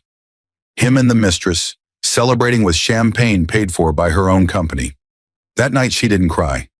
She called her lawyer instead, then her assistant, then her chief financial officer. Orders went out quietly. Transfers were made. Accounts were secured. The machine she'd built under the surface began to move. Quiet, precise, unstoppable. By the time dawn arrived, her decision was made. The test was over. He had failed, not just as a husband, but as a man incapable of recognizing the foundation he stood upon. When he told her to get out, she simply looked at him with a calm that unnerved him. "You're right," she said softly. "You need space to see what you really own." He laughed, mistaking her tone for surrender. But she wasn't leaving defeated. She was leaving to reclaim everything that was already hers. That night, as the city hummed below her window, she whispered to herself, not in sorrow but in certainty. "He thinks he's free," she said, "but I built the ground he walks on." And in that whisper, her revenge began. Not loud, not bitter, but inevitable. He woke up the next morning in a suite that wasn't his, sunlight cutting through sheer curtains like judgment. The scent of perfume lingered, expensive, sweet, and cloying. His mistress lay beside him, hair sprawled across white sheets, smiling as though the world finally belonged to them. He smiled back, masking the unease that fluttered under his chest. Today was supposed to be his day. Promotion, control, power. The CEO was retiring, and he, the self-proclaimed visionary, was stepping into the light. He didn't know that the light he basked in came from the woman he just cast into darkness. In the mirror, he admired himself, the crisp navy suit, the gold tie clip she had once gifted him. Back when her gift still meant something. He tightened it, not realizing he was adorning himself with the symbol of his undoing. His phone buzzed with messages, congratulations, anticipation, whispers of success. Even his parents texted him, proud of the son who'd made it. They had no idea that their pensions, their very livelihoods, were tied to her company's stocks. At the same hour across the city, she stood before a wall of glass overlooking Manhattan. The morning sun reflected off the skyline, and in that reflection she saw both the woman she had been and the woman she was becoming, calm, deliberate, untouchable. Her assistant waited silently behind her, holding a folder sealed in black leather. "Are the documents ready?" she asked. "Yes, ma'am," the assistant replied. "The board will meet at 10. He believes it's for his promotion." She nodded once. "Then let's give him the stage." She turned back to the window, eyes sharp as diamond edges. For years, she'd watched him chase titles, build connections, and craft a persona that looked self-made, but was stitched together by her influence. Every board recommendation, every investment, every door that had opened for him, her quiet approval had made it possible. But he had mistaken support for submission, love for dependence. Today, he'd learned the difference. Her phone buzzed, a private message from her CFO. "All accounts secured, transfers complete. He no longer has access." The first piece of his illusion had just evaporated. Meanwhile, in the company's grand lobby, he strutted through the revolving doors, soaking in the admiring glances from employees. The marble floor gleamed. The logo of the conglomerate he thought he'd helped build shining beneath his polished shoes. He greeted the receptionist with charm, shook hands with department heads, exuding the kind of arrogance that comes before the fall. His mistress followed closely, dressed in a red dress too bold for the corporate world, her smile too wide. "You look powerful today," she purred. "I am powerful," he said, his grin cutting wide. "By noon, I'll be in charge." But as the elevator ascended, a flicker of something, call it instinct, call it dread, tightened in his chest. A whisper of her voice echoed in his mind. "You need space to see what you really own." He brushed it off with a smirk. She was probably crying somewhere, he thought, realizing what she'd lost. The conference room was a cathedral of wealth, floor-to-ceiling windows, a massive oak table, and the city sprawling like an empire below. The board members were already seated, eyes sharp, faces unreadable. He took his place near the head, his confidence swelling. The chairman cleared his throat. "We have a few final remarks before the transition," the chairman began. "Our next phase requires vision and accountability." He smiled, ready to deliver his rehearsed speech, but the words froze when the door opened. Every head turned. She entered, not in tears, not broken. She moved like authority personified, tailored black suit, understated jewelry, her hair sleek and poised. The silence that followed was electric. Even the chairman rose instinctively, as if in deference. He blinked. "What are you doing here?" His voice cracked slightly, swallowed by the room's quiet tension. She didn't answer him. Instead, she walked to the far end of the table, the place reserved for the board's controlling shareholder. Then she set down the leather folder her assistant had carried. "Before we proceed," she said, her voice smooth and controlled, "there's been a change in ownership structure that everyone should be aware of." The chairman nodded, deferential. "Of course, Ms." He hesitated, realizing the title now belonged to her. She smiled faintly. "Let's make this brief." She opened the folder and began distributing documents. Silent, precise. Each page bore the company's insignia and a new signature block. Her name. The controlling shares, once obscured behind layers of investment firms and trusts, were revealed as hers.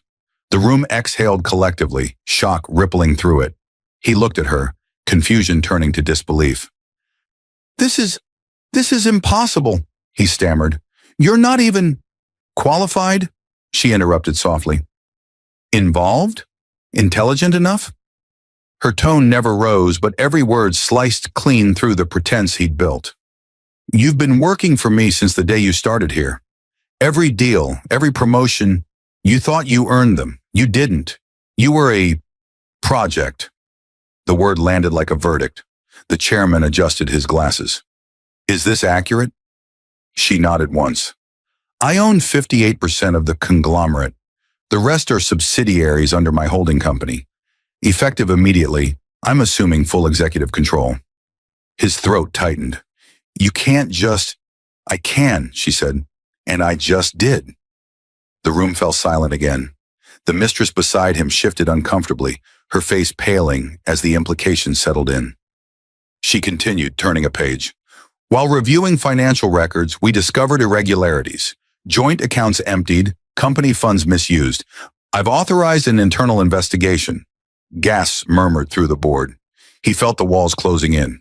"This is revenge," he said bitterly, his mask cracking. "You're doing this because I left you." She met his gaze, steady and cold. "No," she said. "I'm doing this because you revealed who you are." The chairman cleared his throat again, formal now, almost apologetic. "Effective immediately, your employment is terminated. Security will escort you out." The words hung like a noose. He stood there, stunned, while she gathered her papers. She didn't look back as she walked out of the conference room. The applause that followed wasn't for him. It was for her. The invisible woman had stepped into the light, and the empire he believed he built had just swallowed him whole. Outside, the city gleamed, unbothered. And as he stood there, stripped of position, status, and illusion, he finally understood what she meant when she said he needed to see what he really owned. Nothing.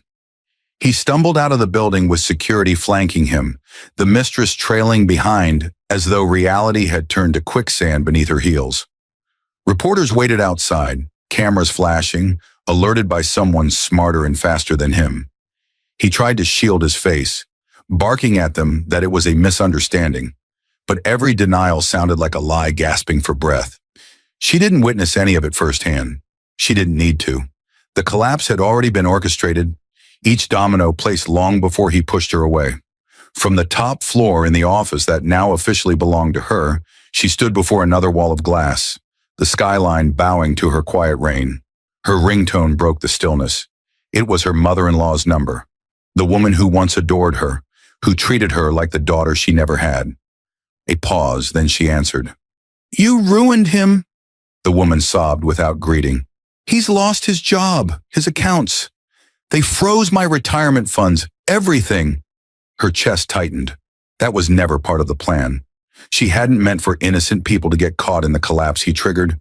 "I didn't freeze your accounts," she replied softly. "His fraud investigations did that. Your pensions are secure, they always were." There was silence on the other end, a fragile, searching silence, as though the older woman didn't recognize the person speaking. The heiress who had been invisible was now undeniable. "Why didn't you tell us who you really were?" the mother asked finally, voice trembling. "Because I wanted to know who loved me without a reason," she whispered. "And now? And now I know." The call ended with no resolution, just a quiet understanding that love and truth often walk opposite directions to survive. That afternoon, the media exploded. Headlines spiraled across every business channel. Hidden heiress emerges CEO, falls in scandal. Unknown power player takes control of empire.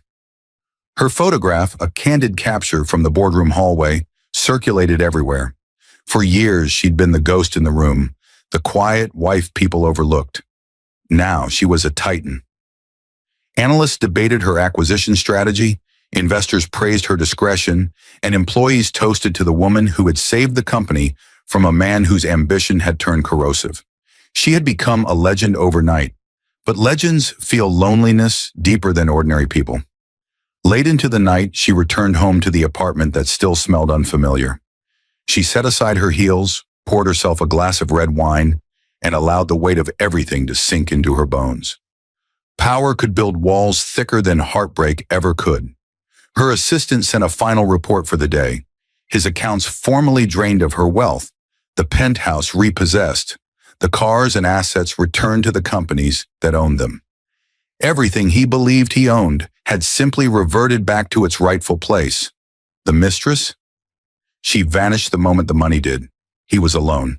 Meanwhile, she stood on the balcony, wind brushing her hair, the moon a silent witness. She told herself this wasn't revenge, it was release. She hadn't ruined him. She had simply removed the invisible scaffolding that held him upright. If he had been a good man, he would have still stood tall. Instead, he crumbled. The next day, as she attended investor meetings and oversaw new restructuring plans, he wandered the streets of the city he once conquered. His suit wrinkled, his confidence leaking through the cracks. He searched for someone to blame. In the reflection of a store window, he barely recognized the man staring back. He called friends. Most didn't answer. Those who did made excuses. Connections, it turned out, were shallow when power evaporated. He returned to his parents' home that evening, only to find them distressed, confused by letters from banks they didn't understand. In his hollowed-out pride, he went to the only person who might listen. She was leaving the office when he appeared, disheveled, eyes red with rage and desperation. The security team stiffened, but she raised a hand to stop them. He stood there, breath heavy, voice raw. "I loved you," he said. "You think any of this changes that?" She looked at him long, seeing not a monster, but a man who had chosen to become one. "You loved what you thought I could give you," she answered. "You loved power, until you learned it wasn't yours." His fist clenched. "You think you're better than me now?" A sad smile touched her lips. "I was always your equal. You just never bothered to see it." He stepped closer, voice shaking. "You ruined my life." "No," she said. "You built a life made of lies. I just stopped holding it up." Her calmness terrified him more than anger ever could. Before he could speak again, her car arrived. She turned away, signaling this chapter was closing. As she entered the car, she whispered to herself the truth she had once been too afraid to believe. Power revealed who deserved to stand beside it. He never did. The door shut with a gentle click. Quiet, final. She didn't look back. Months passed. The world moved on, but he couldn't. The name that once commanded attention now drew whispers, pity, and headlines of disgrace. Every attempt to rebuild collapsed under the shadow of what he'd done. Former allies avoided him, recruiters declined politely, and investors never returned his calls. His reputation was radioactive, burned by greed, scorched by arrogance. He lived in a small rented room above a mechanic shop on the outskirts of the city, surrounded by reminders of the life he'd lost. His suit hung by the window like a relic of arrogance, collecting dust. The mistress was gone, vanished when the last dollar did. The silence was heavier than loneliness. It was the sound of consequence. Across town, her world flourished. Under her leadership, the conglomerate transformed into a symbol of innovation and integrity. The press called her the invisible hand-turned-powerhouse. Women in boardrooms invoked her name like a legend, a reminder that quiet strength could move mountains without thunder. She didn't chase revenge or fame. She chased progress. The empire she rebuilt carried her name now, no longer hidden behind aliases or anonymity. Still, some nights she found herself staring at the city skyline, thinking of what her grandfather once told her. Power is truth wearing a quiet face. She finally understood what he meant. Her grandfather hadn't given her an empire to rule. He'd given her a mirror to see who would stand beside her when she seemed powerless. Her phone buzzed one evening, an unfamiliar number. She almost ignored it until instinct told her otherwise.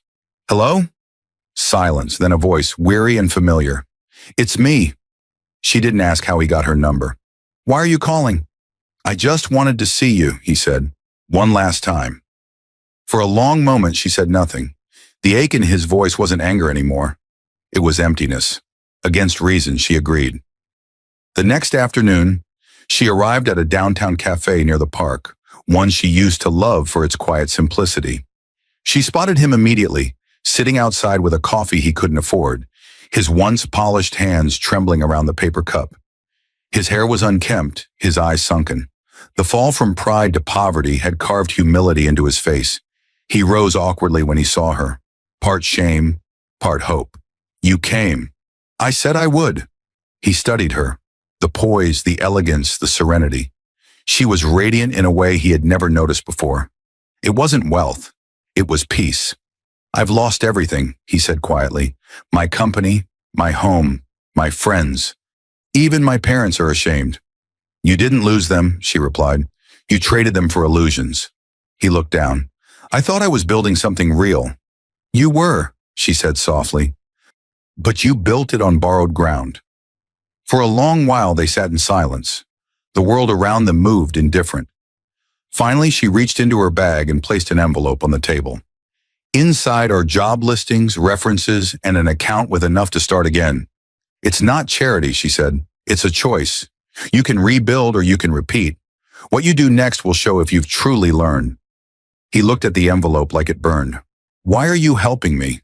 Because mercy isn't weakness, she said, and revenge that ends in hate only imprisons both sides. Tears filled his eyes, not from gratitude but from the realization that she had beaten him in every way that mattered. She had power, dignity, compassion, the things he had mistaken for fragility. I'm sorry, he whispered, voice cracking. I know, she said, but sorry doesn't rebuild what arrogance destroyed. She stood to leave, the late afternoon sun glinting off her earrings like fire. He looked up at her, desperate for something. Redemption, forgiveness, a reason to matter again. You loved me once, he said quietly. I did, she replied, and that love built the world you broke. Her driver opened the car door. She hesitated for a moment, then looked back. Take the chance or stay where you are. That's your story to finish now. When she left, he didn't follow. He sat there staring at the envelope, realizing it wasn't money she'd given him. It was the mirror he'd refused to face. Weeks later, she attended a charity gala, her name announced among philanthropists and industry leaders. Cameras flashed, investors shook her hand, and the night hummed with admiration. But her thoughts drifted not to victory, but to balance, to the fine line between power and peace. She had learned that strength wasn't in what she controlled, but in what she could let go of.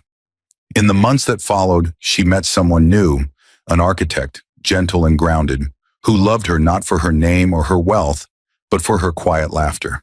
Together, they built a home filled with sunlight and honesty, the kind of life that didn't need to hide behind secrecy or pride. And somewhere across the city, he worked quietly at a small firm, rebuilding his life piece by piece. Some nights he'd see her face in newspapers or on billboards and feel the old ache of regret, but also something new. Respect. He would never fully recover from losing her, but perhaps that was the lesson. Some losses are meant to teach, not to torment. Years later, their paths crossed once more, briefly at a charity event. No anger, no bitterness. Just two people who had once shared a storm, now standing under clear skies. She smiled at him. Warm, distant, complete. He nodded, humbled. As she walked away, he realized that her revenge had never been destruction. It was revelation. And in that revelation, she became not the woman he betrayed, but the legacy he could never forget.